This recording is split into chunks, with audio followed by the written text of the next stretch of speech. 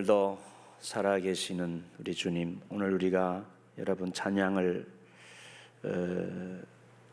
우리는 주님을 넓에 바나나 이 찬송을 부를 때 마지막 후렴부에 주님께서 우리를 위해 비시네, 주님께서 우리를 위해 비신다는 고백을 했죠. 이게 무슨 뜻인가요?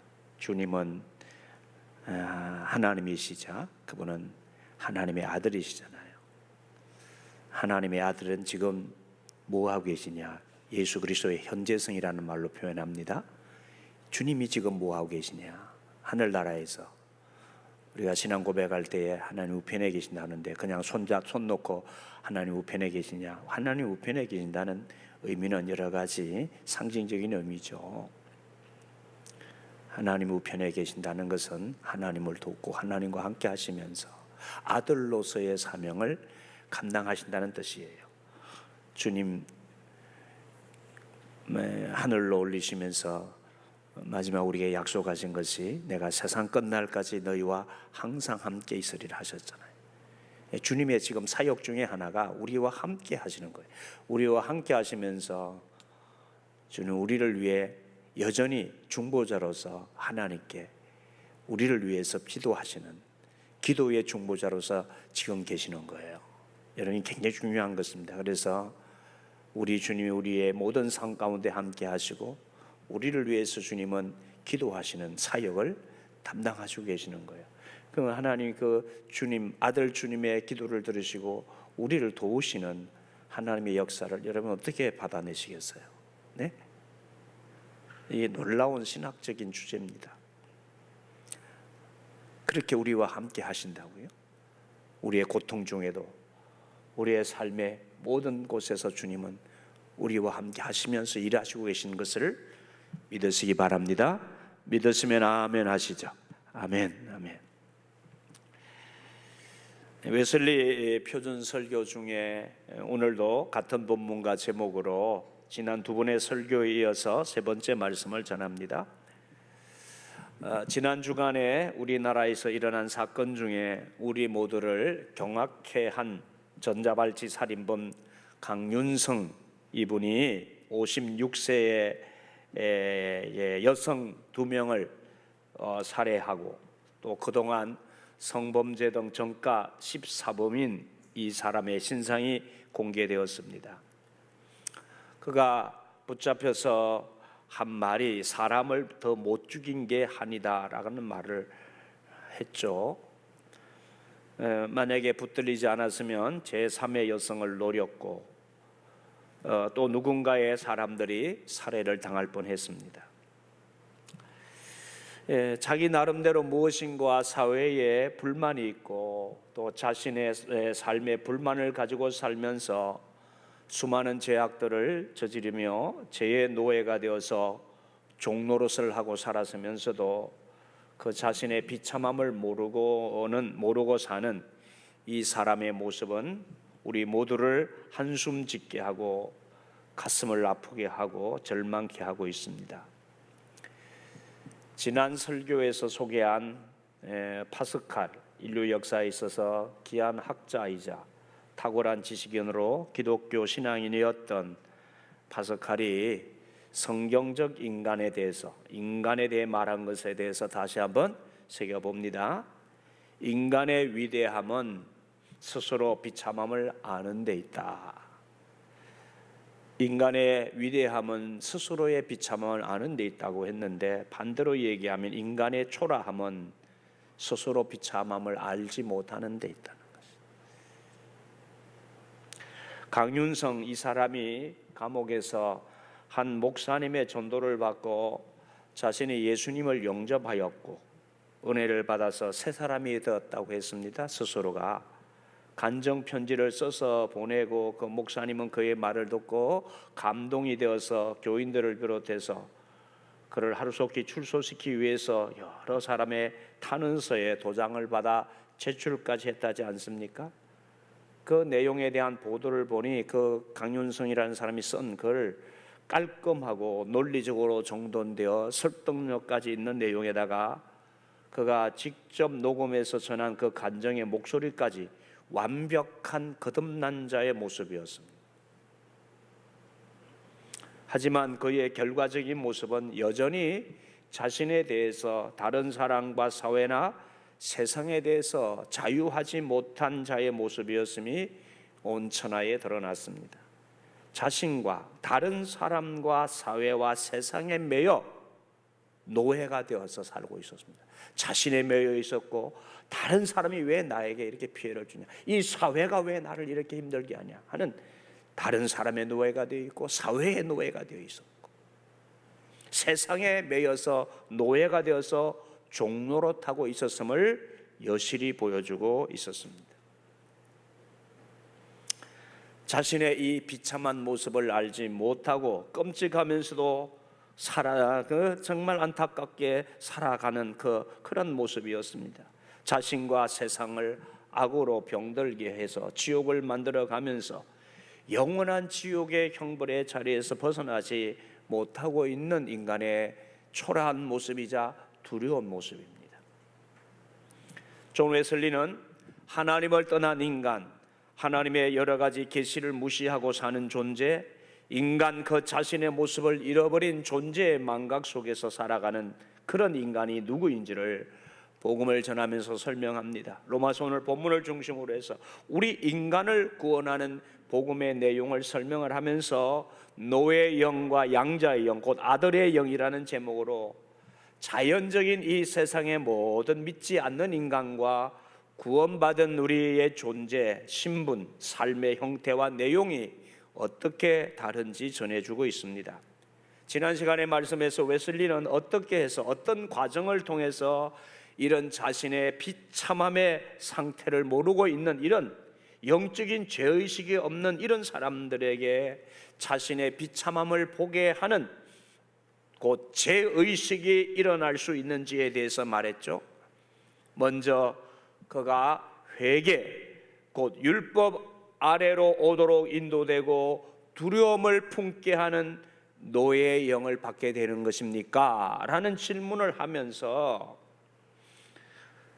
먼저 어떤 두려운 섭리 혹은 성령의 실정과 함께, 성령의 실정이라는 거 제가 지난 시간에 설명을 드렸는데요, 실제적인 증거와 증명을 성령께서 드러내시는 거예요. 그것과 함께 적용된 하나님의 말씀에 의하여 하나님은 흑암과 죽음의 그늘 속에 누워 잠자고 있는 자의 마음에 부딪힙니다 라고 설명을 했죠.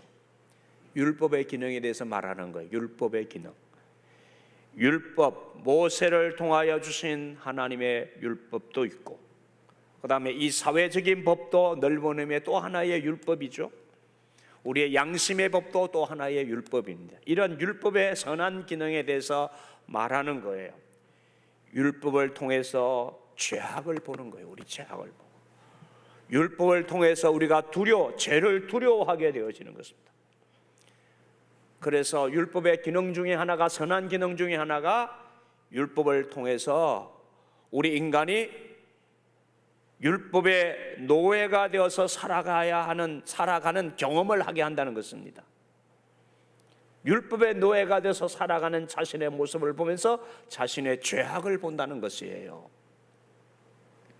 마치 감옥에서 법에 의해서 형법의 종살이를 하면서 평생 무기징역이나 감옥이나 사형수로서 그 사형의 집행날을 두려움으로 기다리듯이 말이에요. 법에 의해서, 법을 어기면서 자기 죄 때문에 그 법의 집행을 받아서 감옥에 가서 그 법 때문에 사형 선고를 받는다든지 무기징역형을 받았을 때에 두려움을 느끼면서 살게 되어지죠. 그 두려움을 느끼면서 그는 자기의 죄를 보게 된다는 거예요. 죄를 보게 되는 것이죠. 그게 율법의 기능이에요.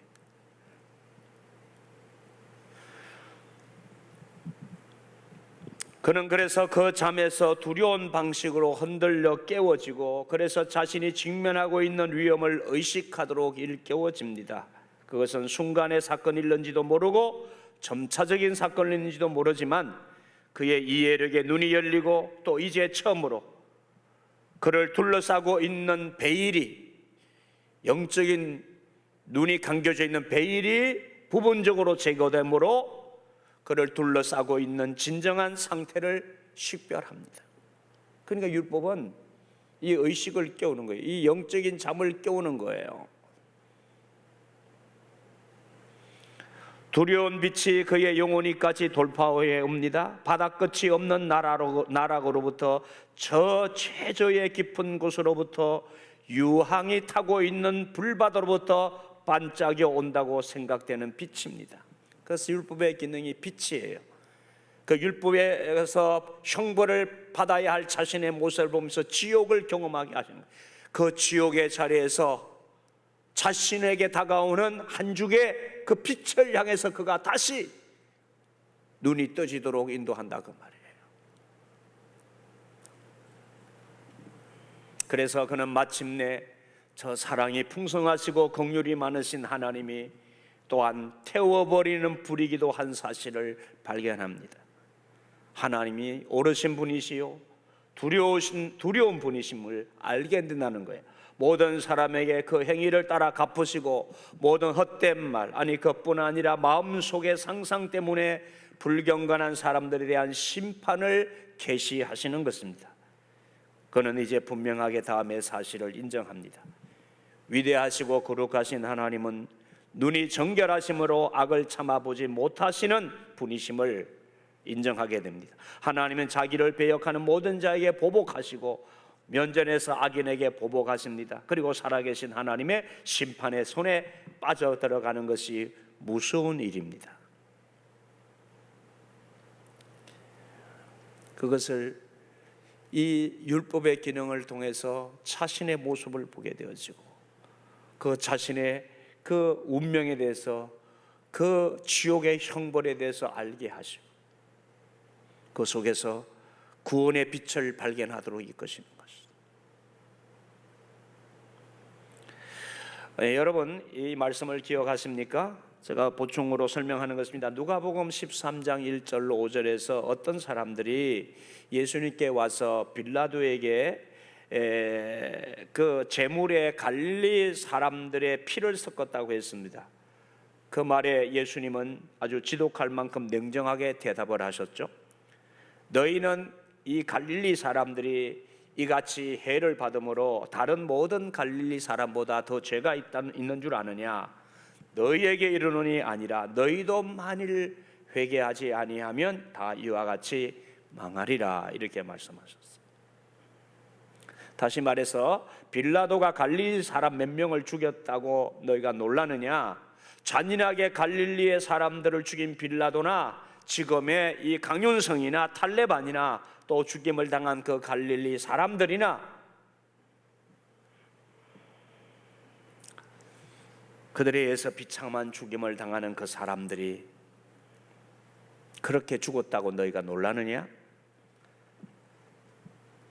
그들의 죄악이 놀라운 것이라고 말하느냐? 혹은 그들에 의해서 해를 당해서 죽은 사람들이 무슨 죄가 더 많아서 죽음을 당했다고 너희가 말하느냐? 정말 너희가 놀라워야 될 일은 너희가 다 죽지 않고 살아있다는 것이다. 너희도 회개하지 않으면 언젠가 다 이와 같이 죽는다. 이와 같이 너희가 불행한 일을 당한다. 영원한 지옥의 형벌까지 아울러서 주님이 말씀하신 거예요. 너희도 회개하시면 다 이와 같이 망하리라. 그 사람들만이 아니라 그 사람들의 죄가 아니라 그 사람들의 불행이 아니라 너희도 다 똑같은 사람이야 이렇게 주님 말씀하세요.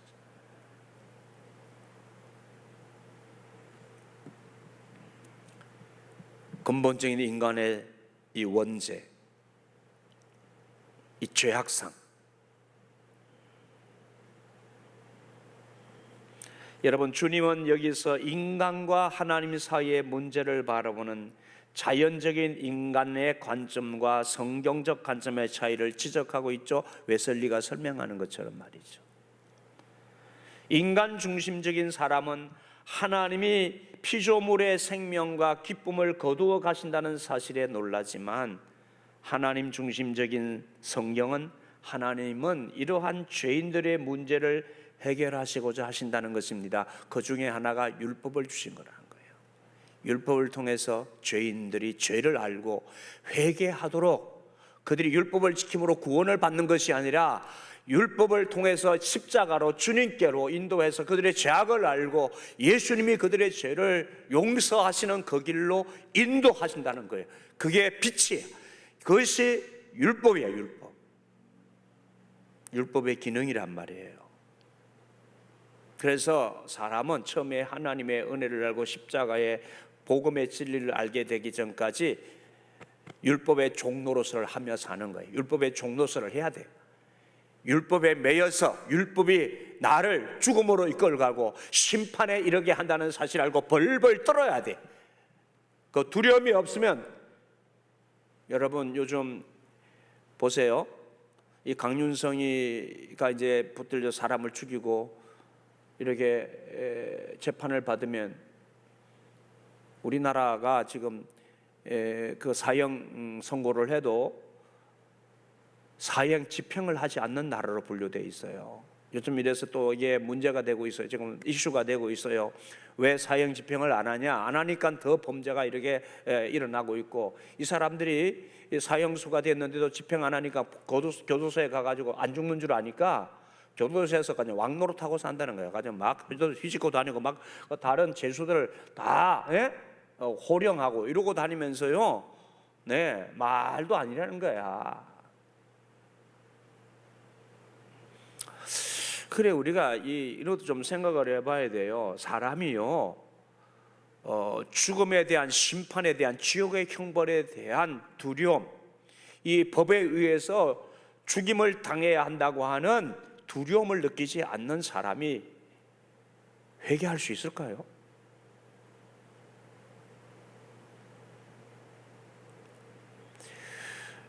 여러분, 예수님은 사형 제도에 대해서 어떻게 생각하실까? 복음은 사형 제도에 대해서 어떻게 해석해야 될까? 생각을 좀 해보게 돼요. 예수님도 만약에 사형 제도가 없으면 십자가에서 안 돌아가셨을 거 아니에요. 로마의 사형 제도 때문에 예수님이 억울하게 누명을 쓰시고 하셨지만 십자가에 돌아가셔서 우리의 구원을 이루시는 과정에 주님이 들어가셨어요. 그래서 죽음을 경험하게 하시는, 우리가 죽음을 경험하지 못하면 회개할 수 없어. 죽음의 두려움, 참된 회개가 있을 수 없어. 그래서 사형 제도에 대해서 다시 생각해야 돼요. 죽음의 두려움을 느껴야 돼요. 십자가의 강도들, 주님과 함께 십자가의 사형 집행을 받을 때에 주님이 사형제도 잘못했다고 말씀하신 적이 없거든요. 그의 육체는 죽으로도, 죽음으로, 두려움 가운데 죽음으로 넘겨져도 그가 영혼으로 다시 살아나기 위해서 회개의 자리로 나아가는 죽음의 과정을 경험하는 것은, 그 죽음의 두려움을 경험하는 것은 우리 인간에게 굉장히 중요한 거예요. 여러분, 우리가 죽음 앞에 놓고도요, 하나님 앞에 나의 영혼을 받아주시고 그 영원한 하나님께 내 영혼을 이렇게 맡기는 것이 죽음의 두려움의 과정을 넘어가야 되는 것이기 때문에 그래요.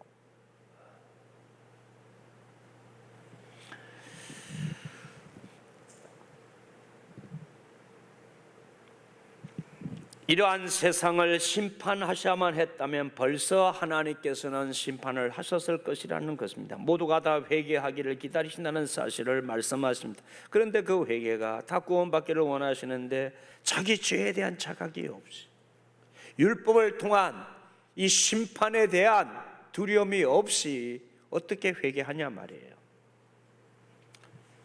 모두가 다 하나님의 무서운 심판을 받아야 할 죄인이라는 사실입니다. 빌라도나 여기 강윤성이나 탈레반이나 우리 여기 있는 모두가 다 똑같은 무서운 형벌의 심판을 받아야 할 죄인이라는 사실을 인식하는 거예요.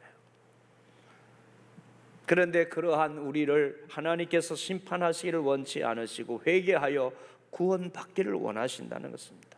네, 요 웨슬리의 설교를 다시 요약하면 바로 이 자연적인 사람들, 이 영적인 자각을 하지 못하는 사람들, 자신의 영적인 비참함을 알지 못하는 사람들을 하나님은 모든 사람들에게 하나님 자신을 율법을 통해서 깨우치시고 알리신다는 거예요.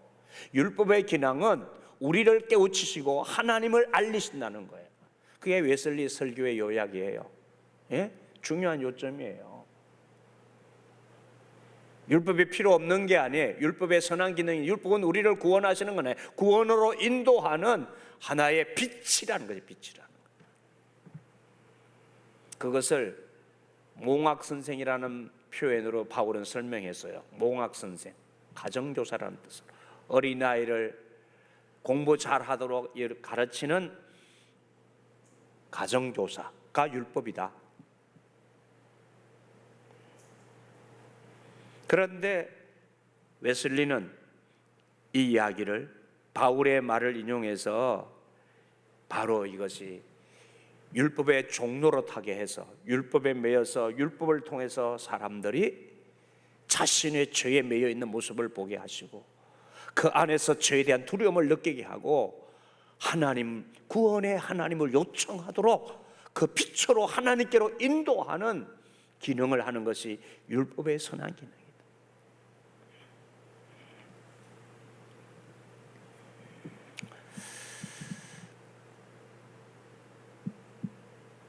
이것은 다름 아닌 우리 자녀들을 부모가 양육할 때요, 어릴 때에 죄와 나쁜 일이 무엇인지를 잘 모르고 아이들이 죄를 범하거나 그 나쁜 일을 할 때에 그거 나쁜 일이야, 그 죄라는 사실을 지적하도록 부모가 죄라는 사실을 알도록 부모가 무섭게 그 자녀를 훈육하는 것과 같습니다.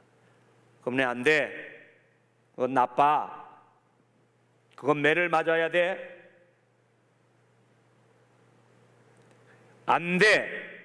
라고 하는, 이렇게 하는 것이야, 안 그러면 혼나! 하고 매를 드는 것, 그와 같은 것이죠.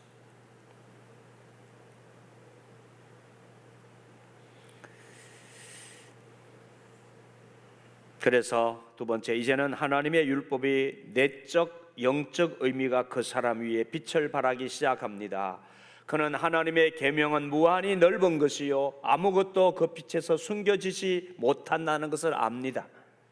그는 그 계명의 하나하나의 부분이 단지 외적인 죄 혹은 복종만이 아니요 하나님 이외의 어느 누구의 눈도 깨뜨려 볼 수 없는 비밀한 영혼의 내면에서 일어나는 그 사항에 관계하고 있음을 확신하게 되어집니다. 율법을 통해서 말이죠. 만일 이제 그가 살인하지 말지니라, 그 십계명의 그 말씀, 이 말씀을 들으면 하나님은 우리 속에서 자기 형제를 미워하는 사람 모두 살인자라는 것을 압니다. 형제들은 바보라고 말하는 사람은 불붙는 지옥에 들어가게 될 것입니다 라고 말씀하십니다. 만일 율법이 간음하지 말라고 말하면 하나님의 음성이 그의 귀 속에 들려집니다. 여인을 보고 음욕을 품는 사람은 누구든지 이미 마음으로 그 여인과 간음한 것입니다 라고 그는 느끼게 됩니다. 이처럼 모든 점에서 그는 하나님의 말씀이 살아있고 힘이 있어서 양쪽에 날선 어떤 검보다도 날카롭다고 느낍니다. 그것은 혼과 영혼을 갈라내고 간절과 골수를 갈라낼 정도로 찔러줍니다. 그러니까 율법의 기능이 사람의 심령을 찌른다는 거예요. 네? 그래서 작은 죄라도 이것은 자신에게 있어서 유익이 되지 못하고 그러한 죄 가운데 사는 자신의 모습을 보면서 하나님의 심판을 두려워하게 되죠. 그러면서 예수 그리스도가 왜 오셨는지, 예수 그리스도의 복음이 왜 필요했는지를 알게 되는 과정으로 나아가게 되는 것입니다.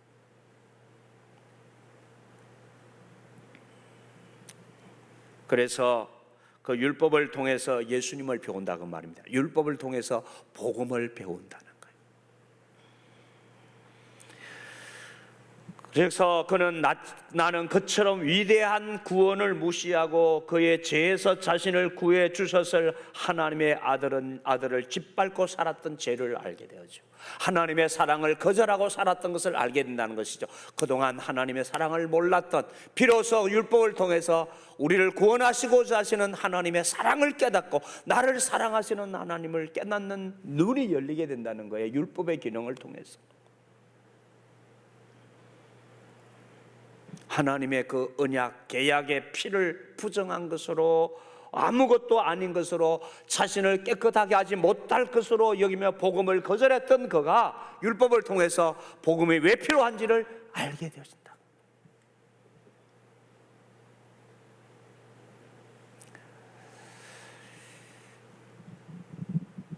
그리고 지원받은 것이 하나님 앞에 나타나지 않는 것이 없고 모든 것이 벌거숭이요 그의 눈앞에 드러나 있어서 우리는 그에게 모든 것을 고해야 한다는 것을 그가 알고 있는 것처럼, 또한 그는 자기가 벌거숭이요 자신이 깨맨 모든 무화과나무 잎사귀로부터 종교 혹은 도덕을 가지고 있다고 생각하는 그의 초라한 모든 허울, 또한 하나님께서 죄를 범한 일 때문에 모든 비참한 변명으로부터 벌거숭이가 되고 있는 것을 봅니다. 그래서 율법을 통해서 자신의 초라함과 자신의 구원을 받는 길에는 자신의 그 어떤 선행과 어떤 노력도 필요 없다는 것을 알게 되었죠. 하나님 앞에서는 벌거숭이로 적나라하게 아무리 나무잎을 가려도 죄인인 것을 보게 되어지는, 그래서 하나님의 은혜 앞에 무릎 꿇고 하나님의 사랑을 요청할 수밖에 없는 인간의 그 모습을 보게 된다는 것이죠.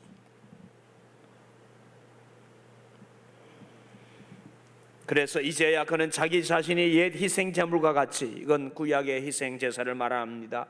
옛 희생제물과 같이 그 목에서 아래로 걸려서 이를테면 둘로 쪼개져 있는 짐승의 제물처럼 각이 떠서 처참하게 걸려있는 그 모습을 통해서 자기를 본다는 거예요.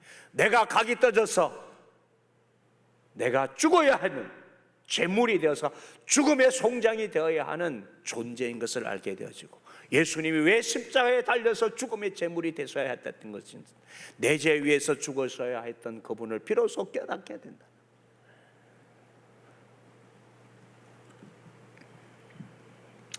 그러므로 그의 내면의 모든 것이 밝혀져 있습니다. 그의 마음은 벌거숭이요 그는 그의 마음에 전혀 죄덩어리요 만물보다 거짓되고 심히 부패해 있음을 보게 되는 것입니다. 그렇습니다. 인간의 그 초라함, 나의 이 초라함을 율법을 통해서 보게 하셔서 자기의 절망해야 되는 거예요. 자기 절망을 경험하지 못한. 여러분, 그래서 요즘 우리가 이런 흉악한 범죄나 이런 죄를 보면 우리가 그게 인간 모두의 죄요. 그래서 우리가 그게 곧 우리 인간의 이 초라한 모습인 줄을 알기 때문에 한숨 짓는 거예요. 또 왜 이럴까? 왜 이런 인간이 왜 이렇게 이런 모습일까? 절망하는 것이. 예.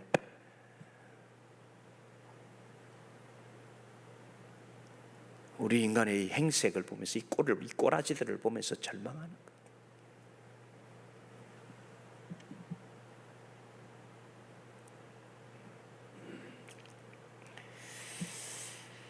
그렇습니다. 여러분, 바울은 예수님을 만나고 예수님의 그 십자가와 부활의 복음을 알고 그가 그 자연인의 상태의 모습을 발견했을 때에 그 자신을 일컬어 뭐라고 고백했습니까? 디모데후서 1장 12절로 15절, 나를 능하게 하신 그리스도 예수 우리 주께 내가 감사함은 나를 충성되이 여겨 내게 직분을 맡기심이니 내가 전에는 비방자요 박해자요 폭행자였으나 도리어 긍휼을 입은 것은 내가 믿지 아니할 때에 알지 못하고 행하였습니다. 우리 주의 은혜가 그리스도 예수 안에 있는 믿음과 사랑과 함께 넘치도록 풍성하였도다. 미쁘다 모든 사람이 받을 만한 이 말이요 그리스도 예수께서 죄인을 구원하시려고 세상에 임하셨다 하였도다. 죄인 중에 내가 괴수니라. 죄인 중에 괴수인 나의 모습을 바울은 예수님을 통해서 다시 율법 안에 살았던 자신의 모습을 보면서 알게 된 거예요. 그의 옛 모습이 얼마나 자아도취에 빠져 있었던 자인지, 자신의 유대 종교와 그 율법적 지식과 충성심이 그 자신을 얼마나 스스로 대견스러워하며 자랑스러워했던지 말입니다. 여러분, 우리가 내 자신의 비참함을 아는 것이 영적인 깊은 죽음의 잠에서 깨어나는 순간인 것입니다. 웨슬리는 그래서 네 번째 이렇게 설명합니다. 그리고 그는 그가 말로 설명할 수 없는 영혼의 감동으로 인하여 비록 그의 생활이 비난받지 않았다 해도, 세상의 평판으로는 선한 사람이었다 할지라도, 모든 일반 사람들, 세상 사람들 말하는 겁니다. 그의 마음의 죄 때문에 자신이 결코 소멸할 수 없는 불 속에 던져진다 해도 어쩔 수 없다는 것을 다만 볼 뿐만 아니라 자신의 속에 느끼는 것입니다. 그러나 사실은 그의 생활이 비난받을 것이 없는 것은 아니에요. 아닌데 자신은 양심적으로 살았고, 자신은 선한 어떤 것으로 자기가 정해준 룰에 의해서 선한 사람인 척하고 살았습니다. 그런데 비난받을 것이 없는 게 아니에요. 다 들춰보면 털어서 먼지 안 나는 사람 없다고 하는 말처럼 다 그럴 수 없어요. 나쁜 나무가 좋은 열매를 맺을 수 없는 것이기 때문에 다 사람을 속을 다 들여다보면 그 죄 아래 살고 있는 그 죄의 싹선, 그가 죄로 인하여 받아야 하는 그 형벌은 숨겨져 있을 뿐이죠. 드러나지 않았을 뿐이지 다 형벌 받을 자들이요 영원한 죽음에 처해야 되는 자들이라는 것을 이 예수님의 복음을 통해서, 이 율법을 통해서 깨닫게 되어진 것이죠. 죽음의 대가가, 그 죄의 대가가 영원한 형벌이요 죽음이라는 것을 느끼는 것입니다.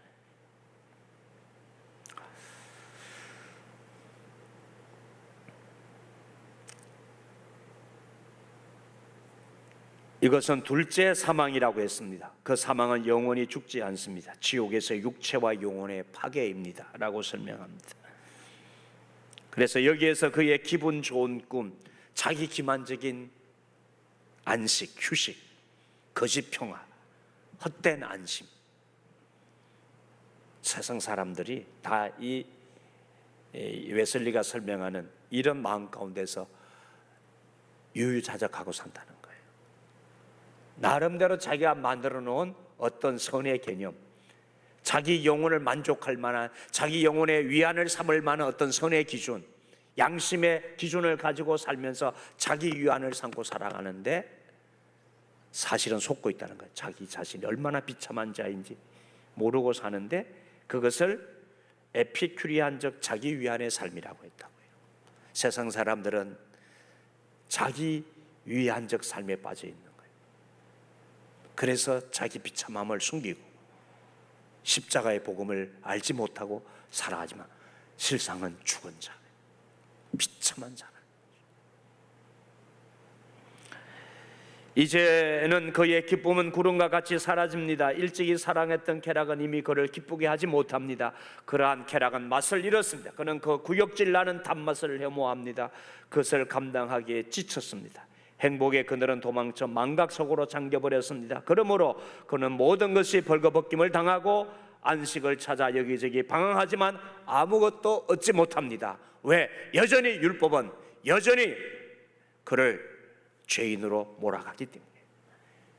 율법의 종로로 타는 사람들, 여전히 그 율법에 매여서 자기 산을, 자기의 비참함을 감추려고 자기 위안적인 삶으로 가장하고 허울을 덮고 사지만 여전히 율법은 그를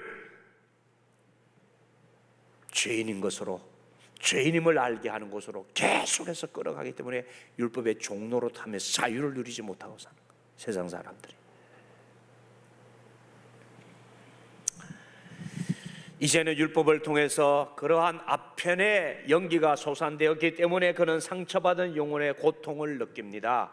그는 영혼 위에 풀어놓여진 죄가, 그것이 교만, 성내는 것, 혹은 악한 욕망이든지 이기심이든지 악의와 질투와 복수, 혹은 그 밖에 무엇이든지 완전한 비참인 것을 발견합니다. 그는 자기가 잃어버린 복과 은총과 자기 위에 도래한 저주 때문에 마음의 슬픔을 느낍니다. 이처럼 자기를 파멸시키고 자기에게 주어진 은혜를 경멸한 사실 때문에 격렬한 회한을 느낍니다. 결국은 율법을 통해서 율법의 종노릇을 하다가 율법의 선한 기능 때문에 자신의 초라함을 발견하고 이제는 그 후를 벗기 시작한다는 거예요. 아, 소용없구나. 아무리 해도 소용이 없는 것이고, 아무리 감추려고 해도 소용이 없고, 결국은 그 율법을 통해서 자기가 죄인인 것을 발견하게 되었습니다.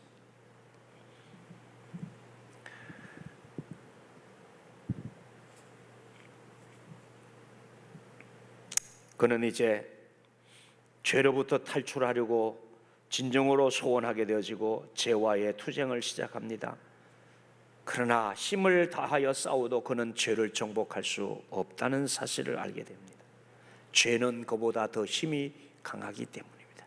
자기 의지로 죄와 싸우려고 하는데 죄는 그 자신보다 더 강하기 때문에 죄를 이길 수 없는. 그는 열심히 도망하고 싶을 것입니다. 그러나 감옥 속에 굳게 매여 있으므로 밖으로 나올 수 없습니다. 그는 죄에 대항하여 결단하지만 여전히 계속 죄를 범합니다. 그는 올무를 보고 몸서리치도록 싫어합니다. 그러면서도 그 속으로 달려갑니다. 그의 오만한 이성은 다음에 일을 하는데 쓸모가 있을 따름입니다. 저 그의 죄책을 크게 하고 그의 비참함을 정대시키는 데 필요할 뿐입니다.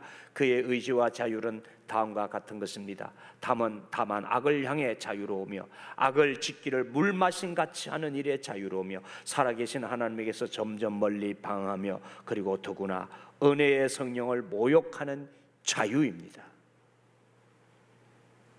자유스러우려고 그가 투쟁하고 소원하며 힘쓰면 힘쓸수록 그는 그의 쇠사슬, 죄의 사슬을 느낍니다. 그의 사슬로 사탄은 그를 사탄의 뜻대로 잡아 가두는 것입니다. 그는 매우 불만을 품고 있지만 사탄의 종입니다. 그는 반항하지만 이길 수 없습니다. 그는 여전히 죄 때문에 노예와 두려움의 멍에에 매여 있습니다. 율법 아래 갇혀 있는 사람, 율법의 종노릇을 하고 사는 사람, 율법의 선한 기능이 있는데 아직도 거기서 탈출하는 법을 모르는 사람이에요. 여러분, 일반적으로 성질, 습관 혹은 외적인 어떤 정황에 의해서 그가 특히 그리고 향할 가능성이 있는 어떤 외적인 죄 때문에 거기에 얽매여 있는 것입니다. 그러나 반드시 어떤 내적인 죄, 어떤 나쁜 기질 혹은 신성하지 않은 장애에 얽매여 있는 것입니다. 그가 그것에 대해서 애를 태우면 태울수록 그것은 승리를 얻고 맙니다. 그는 그의 사슬을 물어 뜯을 수는 있을 것이나 깨뜨릴 수는 없습니다. 마치 전자발찌 살인범이 자기 발찌를 끊을 수는 있었지만 그의 죄성은 끊어낼 수 없었던 것처럼,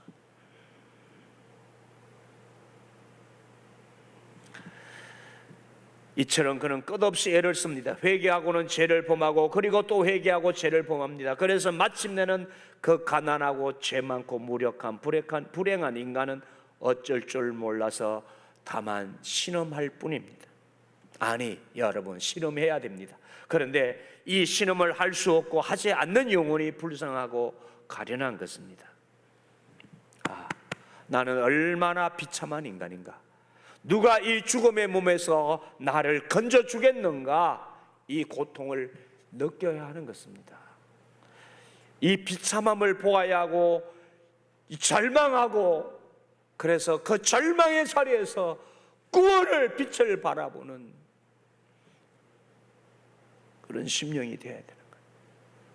이 사망의 몸에서, 이 죽음의 몸에서 누가 나를 건져내라, 누가 나를 건져내냐.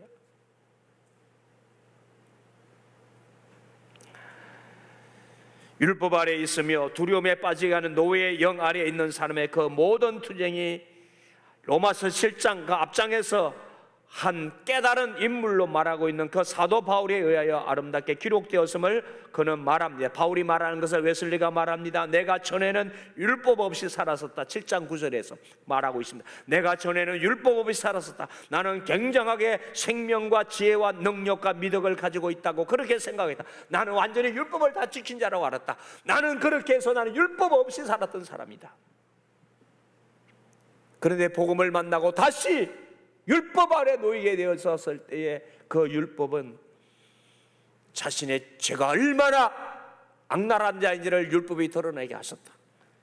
그래서 그가 그토록 자신만만하게 여겼던 자신은 죽었다라고 선언합니다. 죽었다. 그런 나는, 내가 나를 대단하게 생각했던 내가 율법 아래서, 복음 아래서 내가 죽은 자라는 걸 알았다.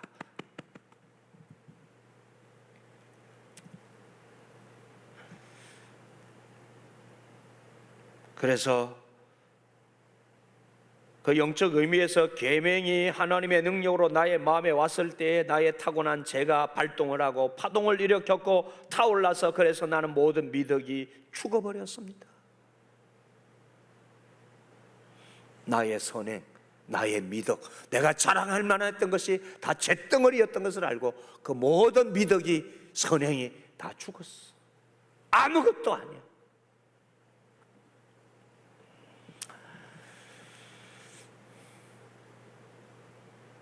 나를 생명으로 인도해야 할 계명이 도리어 나를 죽음으로 인도하는 것을 나는 깨달았습니다. 다시 말하면 죄가 계명을 통하여 기회를 얻어 나를 속이고 또 그 계명으로 나를 죽인 것입니다.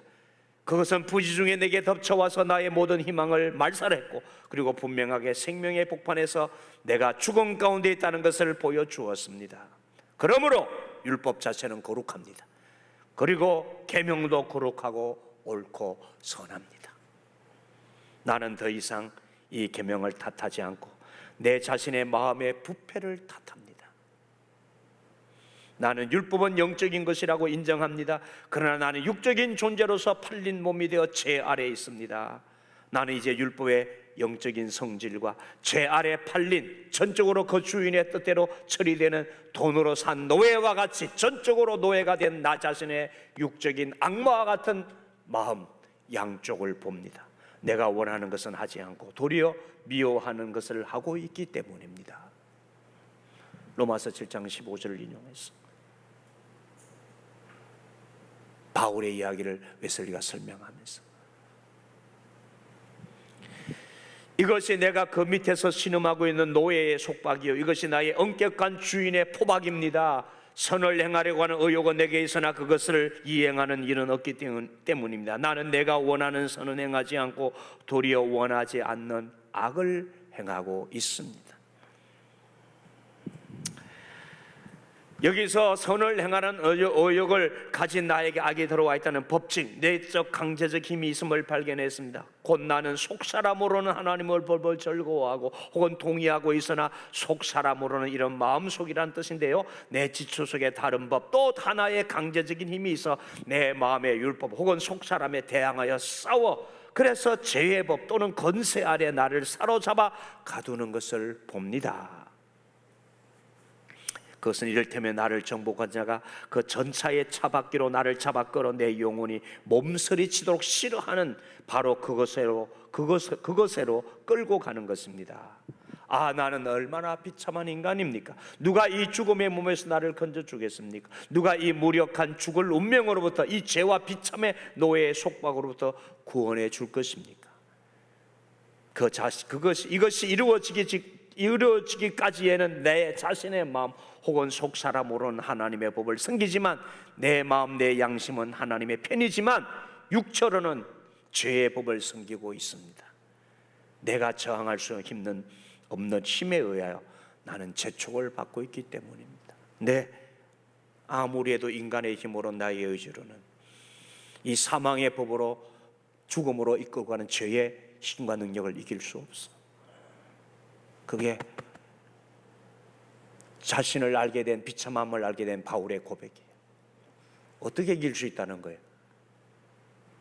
여러분, 이 강윤성이가 안 되고 탈레반이 안 되고 그렇게 안 되는 길은 나에게 있는 게 아니라고 말이에요. 이것이 복음의 능력이에요. 그리스도 안에서 내가 죽고 그리스도와 함께 다시 사는 자가 아니면 이 영적인 새 생명의 힘과 능력을 받지 않으면 나의 의지로 되어지는 게 아니라고 말이에요. 이 사망의 몸이 내 의지로는 내가 착하고 선하게 살려고 해도 사망의 이 죄의 힘이 나를 죽음으로 죄로 이끌어 간다는 거예요. 오라 나는 공고한 사람이다. 그래서 이 죽음의 몸에서 누가 나를 건져내라, 그 뜻이에요. 바울의 고백이. 그러므로 우리는 주님이 필요하다 그 말이에요. 복음의 새 생명의 역사가 필요하다 그 말이에요. 이것이 하나님의 은혜라는 거예요. 하나님의 은혜.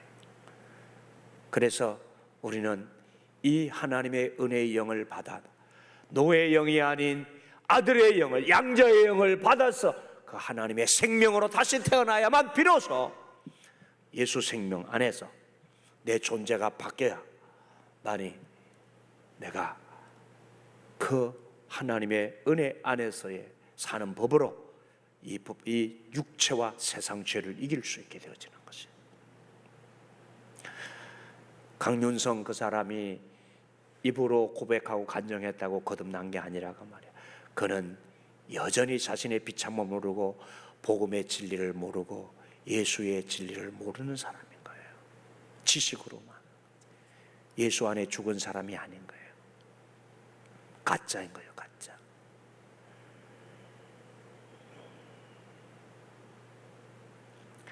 기도하겠습니다.